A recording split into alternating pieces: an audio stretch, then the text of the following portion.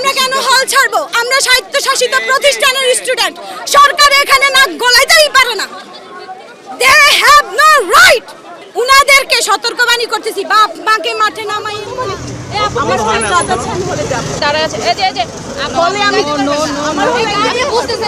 আমাদের university control করার অধিকার তো আপনাদের নেই। আমরা হলে থাকবো, আমরা দেখবো কে আমাদেরকে হল থেকে ভ্যাকেন্ট করে আমাদেরকে বের করে। হয় আমাদের লাশ হল থেকে বের হবে।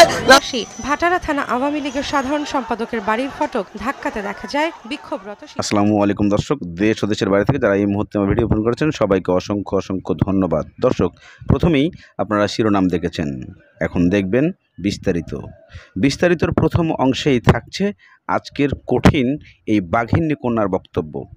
কে এই বাঘিনী কন্যা? উনি বলেছেন যে আপনারা এখনও শান্ত হতে আমাদেরকে দেন, না হলে যদি আমাদের অধিকার আমাদেরকে ফিরিয়ে না দেন, আমাদেরকে হলে যেতে না দেন, যদি আমার বাবা মারা খেপে যায় এবং চলে আসে, তাহলে আপনারা বাঁচতে পারবেন না। কেন এমন বক্তব্য একজন স্টুডেন্টের? কেন এমন একজন বক্তব্য ছাত্রীর, যা আপনারা ইতিমধ্যে জেনে গেছেন? কেননা যে স্টুডেন্টরা আজকে রাস্তায় গড়ে গড়ে মার খাচ্ছে, তারও বাবা মা আছে। এরা হচ্ছে বাচ্চা আর বাঘিনী, বাঘ দুজনেই বাসাতে আছে। যদি চলে আসে তাহলে কপাল পুড়ে যাবে। চলুন সেই কন্যার কাছে। আমরা কেন হল ছাড়বো? আমরা স্বায়ত্তশাসিত প্রতিষ্ঠানের স্টুডেন্ট। সরকার এখানে নাক গলাইতেই পারে না। They have no right. উনাদেরকে সতর্কবাণী করতেছি, বাপ মাকে মাঠে নামাইয়েন না। শান্ত হিংস্র বাঘিনী বাঘকে মাঠে নামাইয়েন না। এগুলো তো যুবক, বৃদ্ধদেরকে মাঠে নামাইয়েন না। রক্ত ভেসে যাবে, কিন্তু আপনারা নিজেরাই কুল কিনারা পাবেন না। আমরা কেন হারবো? আমরা তো অযৌক্তিক কোনো দাবি নিয়ে এখানে আসিনি। আমরা বলিনি কোটা বাতিল করেন, আমরা বলছি সংস্কার করেন। মুক্তিযোদ্ধাদের জন্য 65 কেন? কেন এত 5% রাখেন না? ঠিক আছে, উনারা আমাদের জন্য করছে। ভুয়া মুক্তিযোদ্ধা ভরে গেছে দেশ। কোথায় সেই হিসেব? মুক্তিযোদ্ধারা কোথায়? যেসব মুক্তিযোদ্ধারা আছে উনারা কই? উনারা কেন এসে বলে যে না আমরা এগুলা চাই না? আমরা মেরে বের হবো, লাশ হয়ে বের হবো ওখান থেকে। আমরা লাশ হয়ে বের হবো ওখান থেকে। বহু সুযোগ ছিল পিছনে ফিরে আসার, এখন আর পিছনে যাওয়ার রাস্তাই নেই। পিছনে পুলিশ আর সামনে স্বাধীনতা। অবশ্যই আমরা সম্মানের সাথে মৃত্যু গ্রহণ করতে রাজি আছি। আমরা হল ছাড়তে চাই না, আমরা কোনোভাবেই চাই না, কিন্তু এটাও আমরা চিন্তা করতেছি যে আসলে আমরা হয়তো ছাড়তে চাচ্ছি না, কিন্তু তারপরে কি হবে না ছাড়ার পরে এটা আসলে ভাই আমরা জানি না। আমরা ছাড়তে চাই না। এখন প্রেশারাইজ যদি এরকম হয় যে মারতেছে, এটা তো একবার সহ্য করে আসছি, কিন্তু এর বেশি যদি কিছু হয় আমরা জানি না আসলে কি হবে। আমরা দাঁড়ায় থাকবো, কিন্তু আমরা জানি না আসলে কি হবে। ওখানে কোনো ধরনের বড় গ্যাদারিংই হয় নাই। গ্যাদারিংটা ছিল সাংবাদিকদের। সেখানে আমি তো বলবো এটা অর্কেস্ট্রেট করা হয়েছে ভয় ভীতি সৃষ্টি করার জন্য। কিন্তু মায়েরা কি করে? লালন পালন করে বড় করে বিশ্ববিদ্যালয়ে পাঠায়। সেখানে কি একটা ছাত্রছাত্রী ভাবে কি ছাত্রলীগের হামলা হলো, আজকে পুলিশের হামলা, গুলি করছে, মারা যাচ্ছে, এটা কি বন্ধ হওয়া উচিত না বলেন? এখানে কি কার কোনো প্রশ্ন আছে? পুলিশ আমাদের অতর্কিত হামলা করছে, টিয়ার গ্যাস মারছে। টিয়ার গ্যাস একটার পর দুইটার পর তিনটার পর চারটা সমানে টিয়ার গ্যাস মারছে। আমি একদম মেইন পয়েন্টে ছিলাম, ফ্রন্টে ছিলাম, যেখানে আমাদের কাপন ছিল সেখানে ছিলাম। কাপনের এখানে পুলিশে অনেকগুলো টিয়ার গ্যাস মারছে। পুলিশ অভিযোগ করতেছে আপনারা নাকি বিশৃঙ্খলা করছেন। আমরা বিশৃঙ্খলা করলে আমরা কেমনে আহত হই? আমরা তো কাপনের কাছে ছিলাম, সেখানে আমরা প্রতিরোধ, আমরা সেখানে দাঁড়ায় ছিলাম। আমাদের এখানে কোনো আশেপাশে যাওয়ার কোনো সুযোগ ছিল না। হল বন্ধ মানে কি? আমার হল রাজাচ্ছেন হলে যাব। তারা আছে এই যে বলে আমি আমার হল আপনি বুঝতেছেন না কেন? আমাদের ইউনিভার্সিটি কন্ট্রোল করার অধিকার তো আপনাদের নেই। তো আপনি হলে যাইতে আমরা করতে পারেন। আপনার আইডি দেখালে কেন ঢুকতে দিবেন না? হল বন্ধ জানেন না? কোথায় আছেন? আপনি যাইতে পারবেন না এখন। হল বন্ধ না, আপনারা যাইতে পারবেন না। কেন যেতে পারবেন? এই সবাই এখানে দাঁড়ায় আছে। এই যে হ্যালো, পিছনে সবাই দাঁড়ায় আছে। এই যে বলে আমি আমার হল আপনি বুঝতেছেন না কেন? আপনি এখানে যাইতে পারবেন না। ব্যাগ বন্ধ, আমরা ব্যাগটা আমরা জিনিসপত্র নিয়ে বের হবো না। হল বন্ধ মানে কি? আমার হল রাজাচ্ছেন হলে যাব। আপনি এখন হলে যাইতে পারবেন না। বলে কেন যেতে পারবেন না? আশ্চর্য। এই হ্যালো, কি করছেন আপু? আপনি হলে যাইতে পারবেন? আমরা করতে পারবেন না।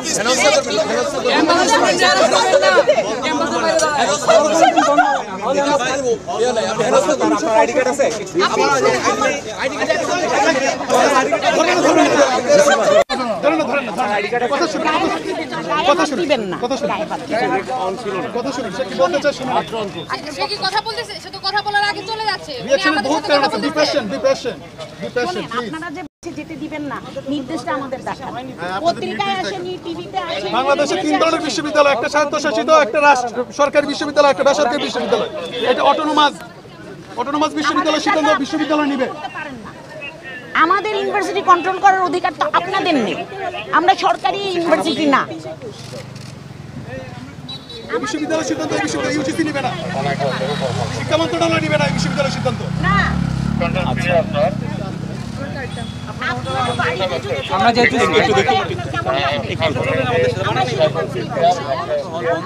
বিশ্ববিদ্যালয় হচ্ছে আমাদের দ্বিতীয় বাড়ি। আমার সাথে তো কেউ কিছু বলে নাই। আপনার আইডি দেখালে কেন ঢুকতে দিবেন না?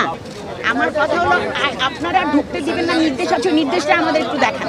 আর আপনারা মায়েরা আর গায়ে হাত দিবেন না। হ্যাঁ দর্শক, ইতিমধ্যে আপনারা সেই 2 বাঘিনী কন্যার বক্তব্য শুনেছেন এবং তারা যেভাবে হুঙ্কার দিয়েছেন হলে ঢোকার জন্য, যা পুলিশকে পরোয়া করছেন না। কেনই বা পরোয়া করছেন না, আর কেনই বা বেপরোয়া হয়ে গেছেন? বেপরোয়া হয়ে যাওয়ার মূল অংশটুকু, মূল কারণটুকু আপনারা ভিডিওতে কিছু দেখেছেন, হয়তোবা বুঝতে পারেন নাই, সেজন্য আপনাদেরকে প্রকাশ করছি আমি।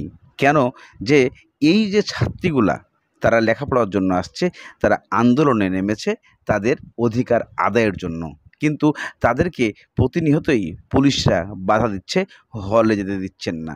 কিন্তু প্রশ্ন তাদের, কেন আমার হলে আমি যেতে পারবো না? এই প্রশ্নটাকে কেন্দ্র করেই পুলিশের সাথে ধাক্কাধাক্কি করে পারল না পুলিশ ঠেকাতে, উনি চলেই গেল এই বাঘিনী কন্যা।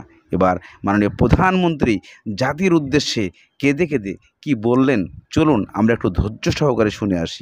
জাতির পিতা বঙ্গবন্ধু শেখ মুজিবুর রহমানকে সপরিবারে হত্যা করে আরেক কারবেলা বাংলার মাটিতে সৃষ্টি হয়েছিল। যারা শাহাদাত বরণ করেছেন, আমি তাদের প্রতি শ্রদ্ধা জানাচ্ছি। 1971 সালে মহান মুক্তিযুদ্ধের 23 লাখ শহীদ এবং 2 লাখ নির্যাতিতা মা বোনের প্রতি শ্রদ্ধা জানাই। প্রিয় দেশবাসী, আজকে অত্যন্ত বেদনা ভারাক্রান্ত মন নিয়ে আপনাদের সামনে উপস্থিত হয়েছি। লাখো শহীদের রক্তের বিনিময়ে অর্জিত স্বাধীন বাংলাদেশের জনগণের আর্থসামাজিক উন্নয়নের জন্য নিরলসভাবে পরিশ্রম করে যাচ্ছি। বিগত 15 বছরের মধ্যে বাংলাদেশের মানুষের ভাগ্যের পরিবর্তন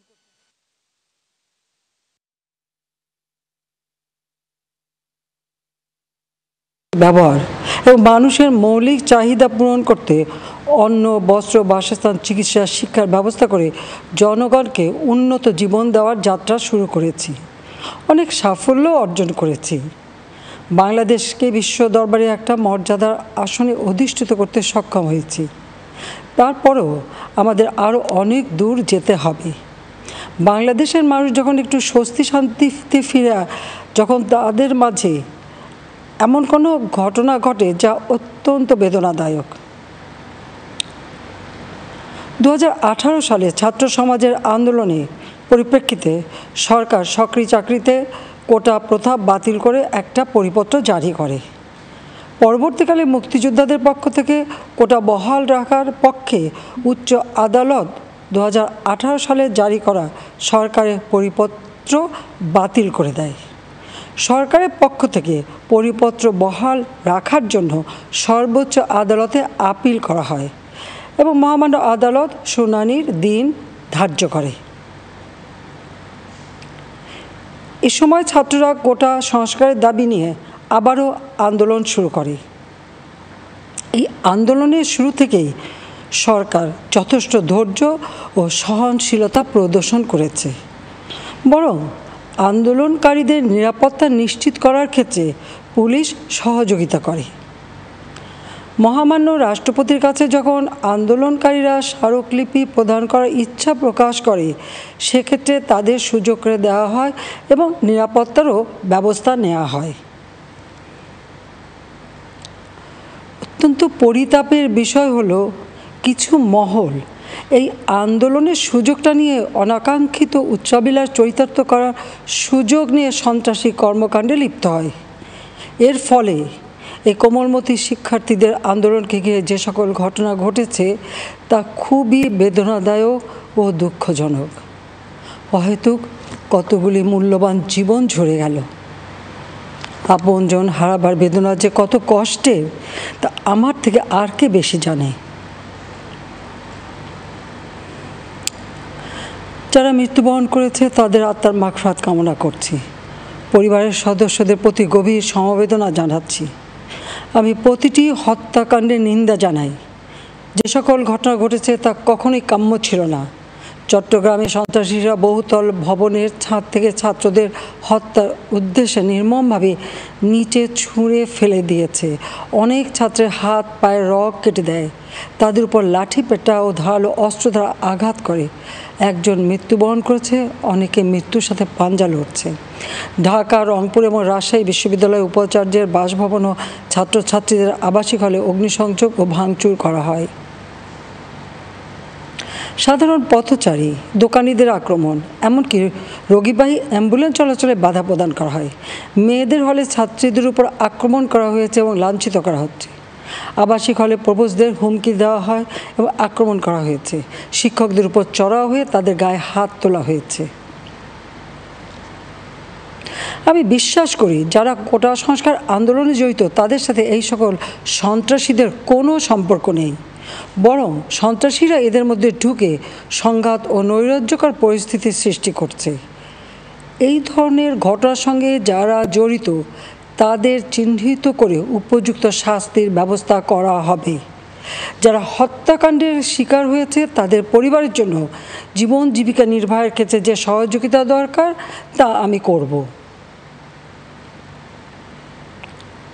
আমি দ্ব্যর্থহীনভাবে ঘোষণা করছি, যারা হত্যাকাণ্ড, লুটপাট ও সন্ত্রাসী কর্মকাণ্ড চালিয়েছে, এরা যেই হোক না কেন, তারা যেন উপযুক্ত শাস্তি পায় সে ব্যবস্থা নেওয়া হবে। আমি আরও ঘোষণা করছি, হত্যাকাণ্ড সহ যে সকল অনভিপ্রেত ঘটনা ঘটেছে সুষ্ঠু ও ন্যায় বিচারের স্বার্থে সে সকল বিষয়ে বিচার বিভাগীয় তদন্ত করা হবে। কাদের উস্কানিতে সংঘর্ষের সূত্রপাত হলো, কারা কোন উদ্দেশ্যে দেশকে একটি অরাজক পরিস্থিতির দিকে ঠেলে দিল তা তদন্ত করে বের করা হবে। আমি আন্দোলনরত কোমলমতি ছাত্রছাত্রীদের নিরাপত্তা নিয়ে অত্যন্ত উদ্বিগ্ন। এই সন্ত্রাসীরা যে কোনো সময় সংঘাতের পরিবেশ তৈরি করে তাদের ক্ষতি সাধন করতে পারে। তাই শিক্ষার্থীদের পিতা মাতা, অভিভাবক এবং শিক্ষকদের প্রতি আমার আবেদন, তারা যেন তাদের সন্তানদের নিরাপত্তার বিষয়ে সজাগ থাকেন। একই সাথে সকল শিক্ষা প্রতিষ্ঠানের ছাত্রছাত্রীদের নিরাপত্তার বিষয়টি বিশেষভাবে নজর রাখেন। সরকার হাইকোর্টের রায়ের বিরুদ্ধে সর্বোচ্চ আদালতে আপিল করেছে। আপিল আদালতের শুনানির দিন ধার্য করা হয়েছে। আদালত শিক্ষার্থীদের কোনো বক্তব্য থাকলে তা শোনার সুযোগ সৃষ্টি করে দিয়েছে। এই আইনি প্রক্রিয়ার মাধ্যমে সমস্যা সমাধানের সুযোগ রয়েছে। দর্শক বন্ধুরা, আপনারা ইতিমধ্যে সে বক্তব্যগুলো শুনেছেন এবং এখানে আপনারা অনেক গুরুত্বপূর্ণ একটা বক্তব্য শুনেছেন মাননীয় প্রধানমন্ত্রীর। উনি কেঁদে কেঁদে জাতির উদ্দেশ্যে কিছু কথা বলেছেন, যে কথাগুলা আপনাদের কতটা দরদ লেগেছে, কতটা কষ্ট লেগেছে, কত টাকা মায়া লেগেছে, সেই জিনিসগুলা আপনাদের কাছেই আমরা প্রশ্ন রাখতেছি। এবং এইদিকে সেই বাঘিনী কন্যারা, অর্থাৎ সেই নারীরা, অর্থাৎ আমাদের ছাত্ররা যে প্রতিবাদটুকু জানিয়েছে, যে প্রতিবাদ করছে, বারবার হুঁশিয়ারি করছে যে আমরা নেমেছি আমাদের বাবা মাকে নামায়েন না মাঠে। যদি তাদের বাবা মা মাঠে নামে কি হতে পারে আমাদের দেশে, একবার আপনারা ভেবে দেখেছেন? বলুন আপনারাই, যে যদি আজকে প্রত্যেকটা স্টুডেন্টের বাবা মা মাঠে নামে, ভাই বোন মাঠে নামে, তাহলে আমাদের এই দেশে কি ঘটতে পারে? মাননীয় প্রধানমন্ত্রী কতটা কষ্ট পাবে, মাননীয় প্রধানমন্ত্রী কতটা অবাক হবে, যা আমরা এখনও বুঝে উঠতে পারছি না। তবে এই দ্বন্দ্বটাকে আমরা কেন এত বাড়িয়ে নিয়ে যাচ্ছি? পারবো নাকি আমরা এই দ্বন্দ্ব মীমাংসা করতে? অবশ্যই কমেন্টের মাধ্যমে জানাবেন।